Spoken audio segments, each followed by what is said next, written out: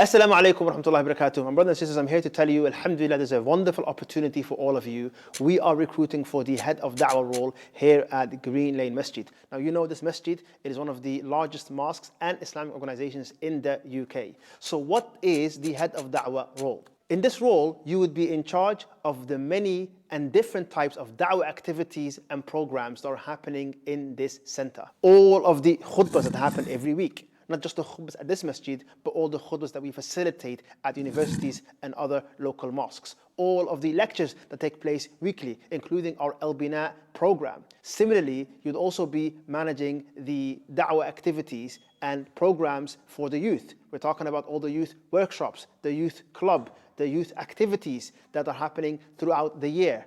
You'd also be overlooking our media team and the da'wah output that they do.